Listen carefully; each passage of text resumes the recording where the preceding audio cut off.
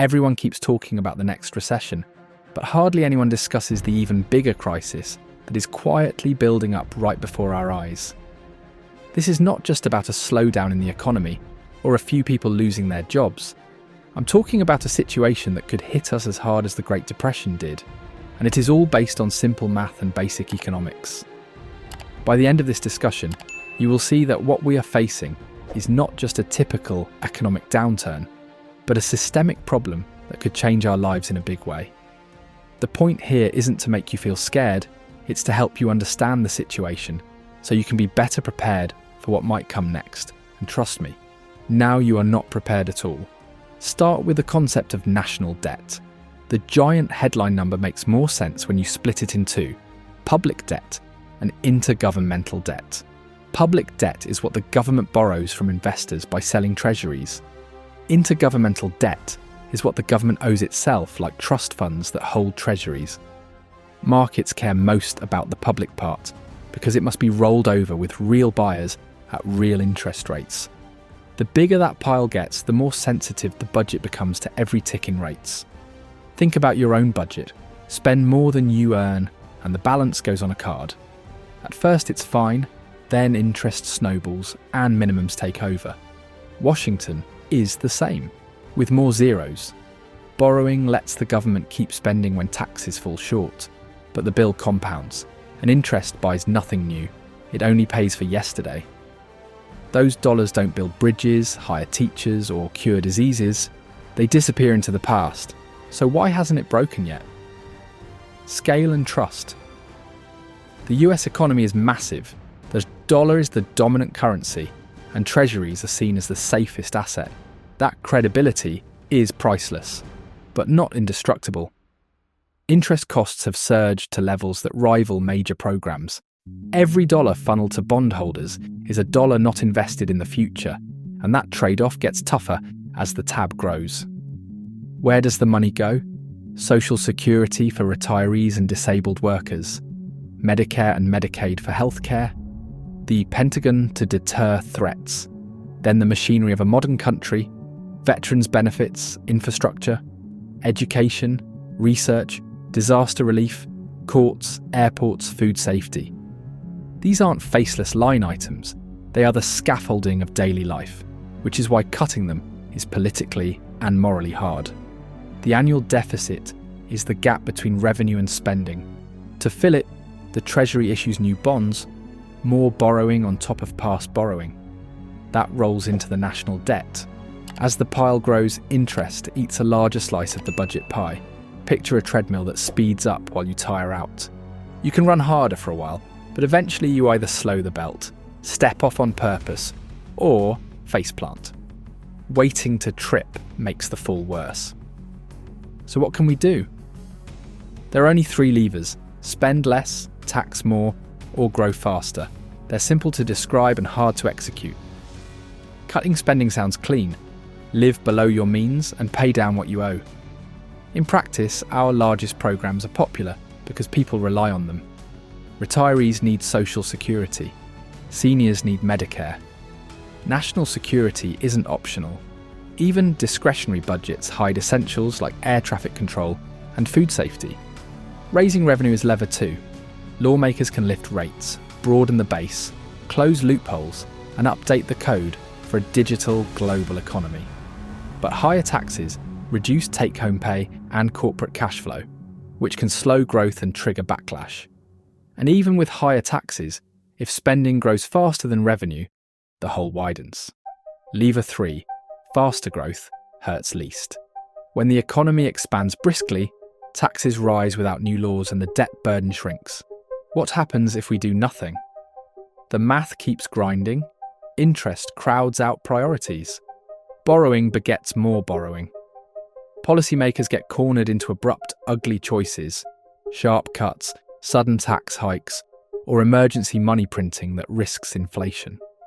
Households and small businesses become collateral damage as credit tightens and public services strain. The longer we wait, the less gentle the adjustment becomes, and the fewer paths remain that don't involve real pain. This isn't just theory. Over recent decades, crises forced Washington to open the spigot. wars, the 2008 meltdown, and the pandemic. Extraordinary times demanded extraordinary support. Lifelines to workers, hospitals, and businesses. Those choices prevented deeper collapses, but they also layered new debt on old debt. Think of a family that swipes the card in a medical emergency. Right move, yet still must face the bill when the crisis passes. So what's the practical playbook? Start with realism. We need a long, boring grind of discipline, not a single silver bullet. That means adjustments signalled early, phased in slowly, and spread fairly. On spending, that could mean indexing benefits differently for higher earners, digitising procurement to cut waste, streamlining overlapping programmes, and sunsetting those that don't deliver.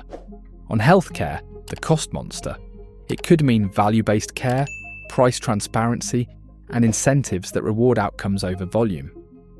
On the revenue side, aim for a system that raises what we need with fewer distortions. Broaden the base, simplify rules, and limit carve-outs that reward lobbying over productivity. Pair that with growth policy, approve energy projects faster, rebuild grids and ports, equip workers for AI-age jobs, and streamline permits so entrepreneurs can build in months, not years. Let's zoom in on what this means for regular people.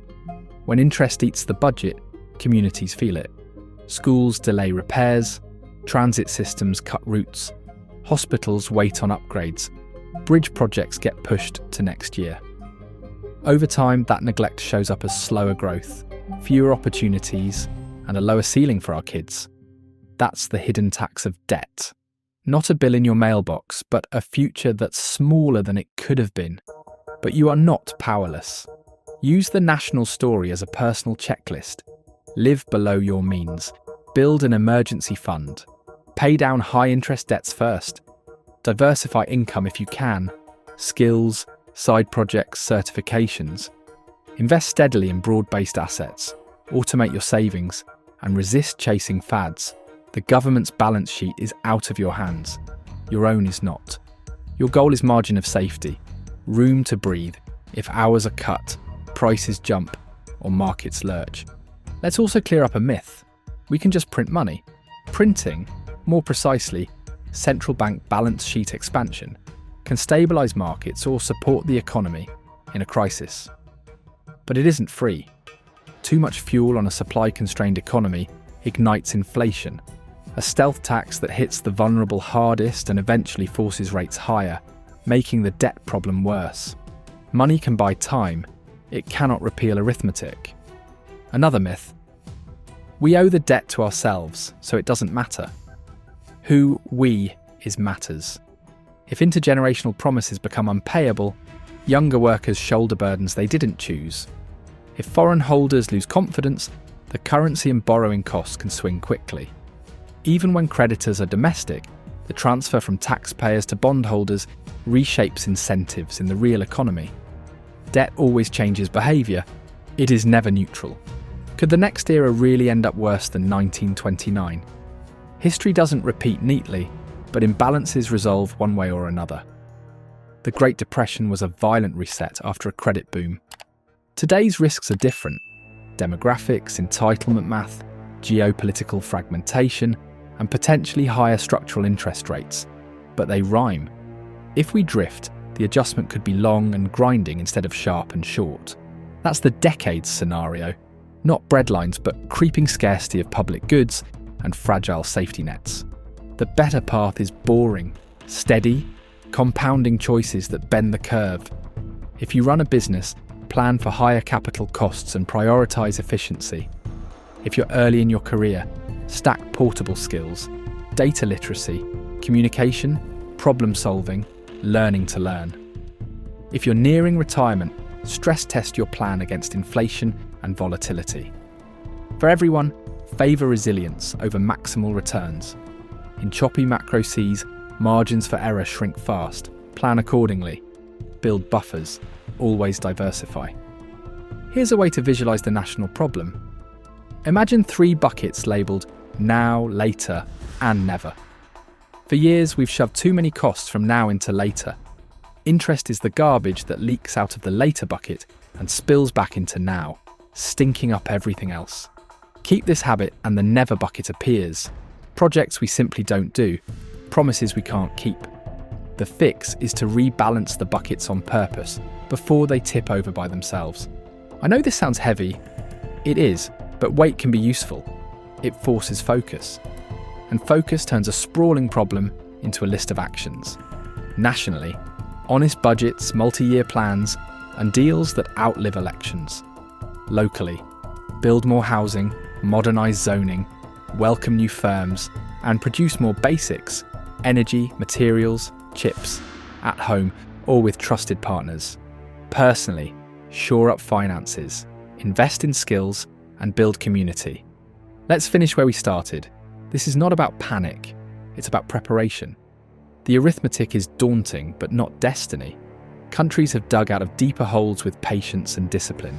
The question is whether we demand adult conversations and reward truth-telling. If we do, the worse than 1929 future stays a cautionary tale. If we don't, math will make choices for us, and it won't be gentle. If this breakdown helped you see the bigger picture, and especially if it nudged you to make one concrete change in your own finances, hit like so the algorithm knows this topic matters.